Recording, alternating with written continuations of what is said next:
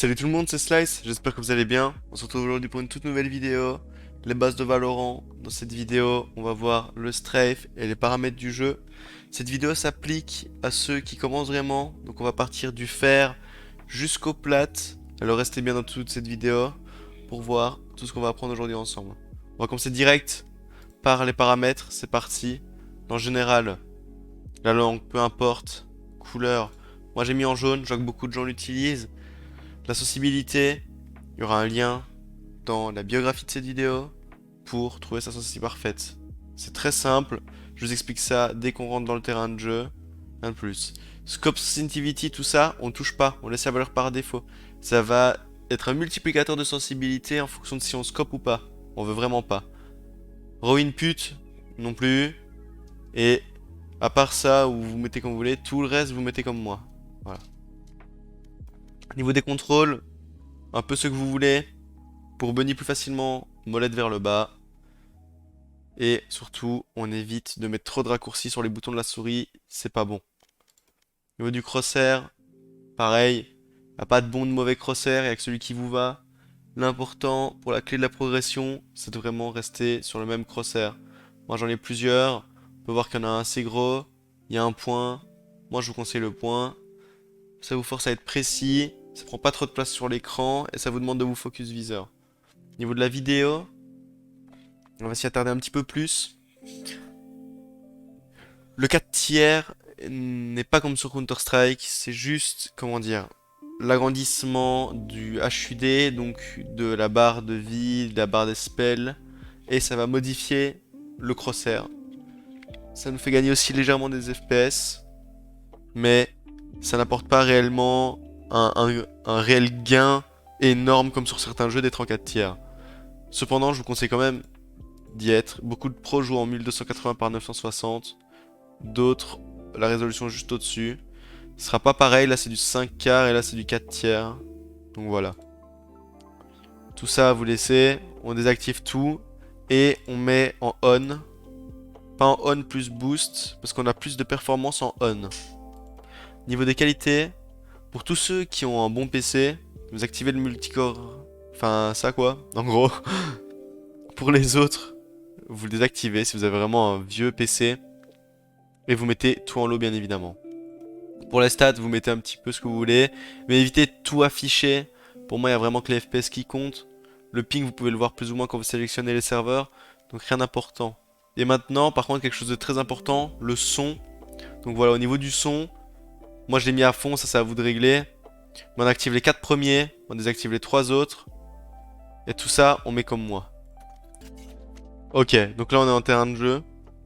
Chose très importante pour commencer à jouer et pour s'entraîner un petit peu. Alors la première chose qu'on va faire, c'est trouver sa sensi. Avec le lien qu'il y a dans la bio de cette vidéo, vous allez l'ouvrir, vous allez faire un point, vous allez entrer la première valeur et vous allez essayer de garder votre crosshair sur le point.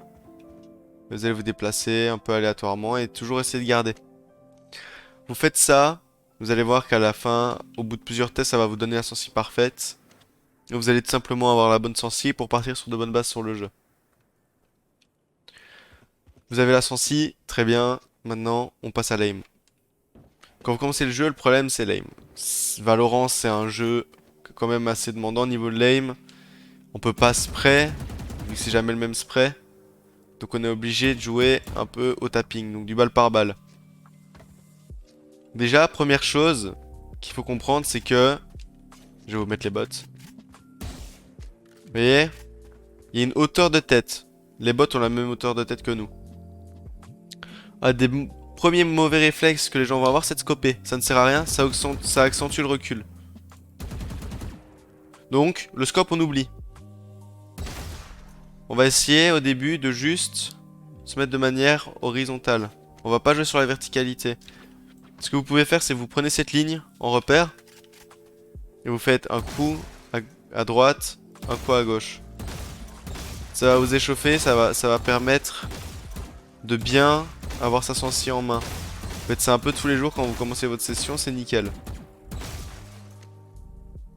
Deuxième chose qu'il faut pas faire, c'est de s'accroupir. Pourquoi? Parce que le fait de s'accroupir, c'est pas bon, regardez.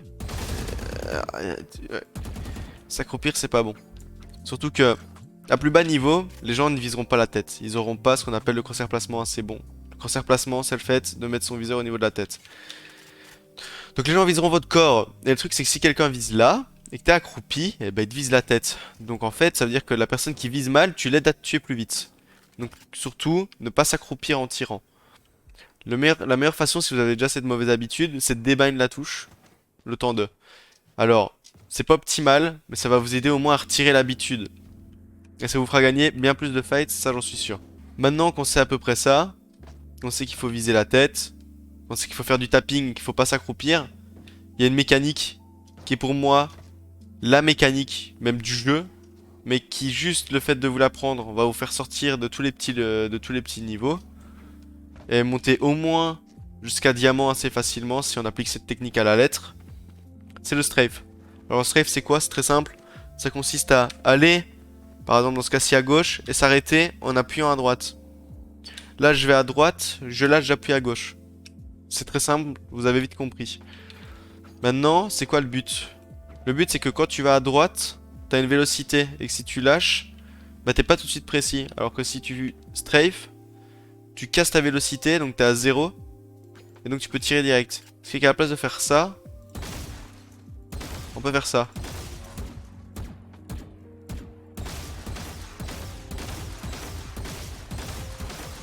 Et ce qui est quand même bien mieux que juste faire...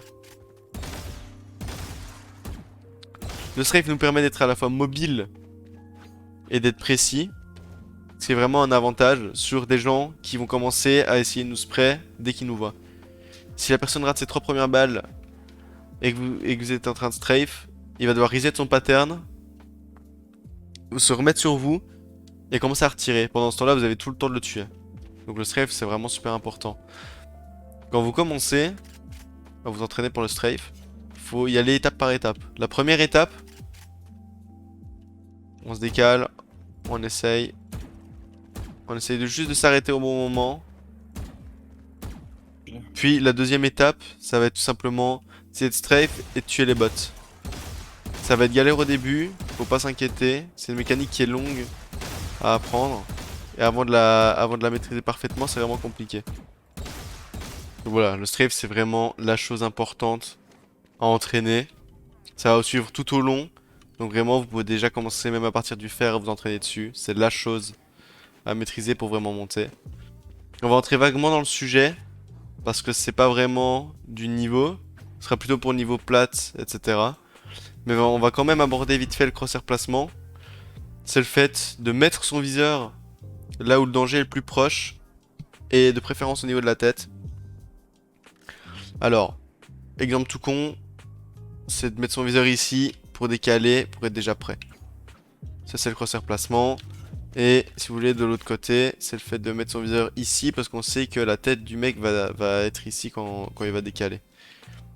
Il y a des repères sur les maps, pas partout, mais en général il y a des espèces de lignes qui vous montrent un petit peu le repère de la tête. Par exemple ici, là ça doit être plus ou moins quelque chose comme ça. Et si on met les bots, vous voyez, j'avais raison, c'est plus ou moins ici. Donc essayez à l'occasion de regarder un petit peu sur les maps quand vous avez le temps. Des espèces de lignes qui vous semblent être à niveau de la tête. En général, c'est qu'elles sont au niveau de la tête. Et utilisez-les pour vous aider. Ok les potes, donc là nous revoilà tout simplement en partie privée. Alors c'est très simple, je voulais juste encore aborder un petit truc avec vous. Quand on commence le jeu, c'est vrai qu'on sait pas trop, quand il y a des situations de bombes posées, ce qu'on doit faire. Alors on va juste éclaircir ça ensemble. Quand le spike est posé, vous devez jouer avec le temps.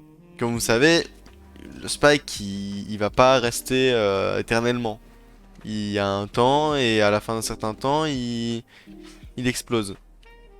Donc, une fois que vous avez planté, qu'est-ce qui se passe? C'est que bien évidemment les mecs vont essayer de le désamorcer. Et vous allez essayer d'empêcher les mecs de désamorcer. Sauf que eux, ils ont un truc que vous avez en votre faveur et eux en leur défaveur, c'est le temps. Donc, quand vous avez planté le spike, par exemple, imaginez le spike est planté ici, ou même là, et ben, vous pouvez par exemple venir vous mettre main, ou vous mettre backside. En tout cas, une position assez cachée. Pas une ligne directe.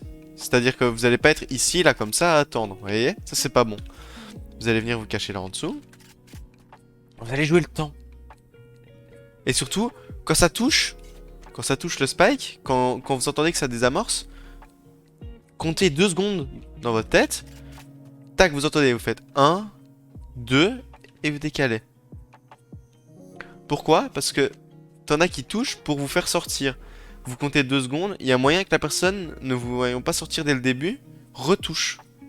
Et à ce moment-là, vous allez savoir que c'est faux. Donc voilà, ça c'était juste le petit truc en plus. On va pas aller plus loin pour l'instant, parce que je pense que vous avez déjà assez à apprendre comme ça. Après, la base de tout, pour s'améliorer, c'est de jouer. Si vous voulez lancer des parties compétitives, vous pouvez. N'ayez pas peur de perdre, n'ayez pas peur de faire des erreurs. C'est en faisant des erreurs qu'on apprend et qu'on comprend.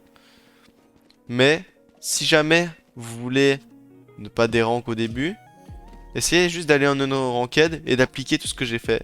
Vous pouvez même prendre un petit bloc-notes et noter comment vous êtes mort. Et après, essayez d'un peu refaire une auto-analyse de la game en se disant ah là j'aurais pas dû faire ça, ou là j'aurais dû faire ça. L'avantage pour vous, c'est que vu que vous commencez le jeu, les erreurs que vous faites sont grosses et sont facilement corrigeables. Donc vous allez très vite corriger vos erreurs et vous allez très vite progresser. Voilà, c'est fini pour aujourd'hui. J'espère que la vidéo vous a plu. Si elle vous a plu, n'hésitez pas à like, commenter et s'abonner. Et on se retrouve pour de nouvelles vidéos. Ciao!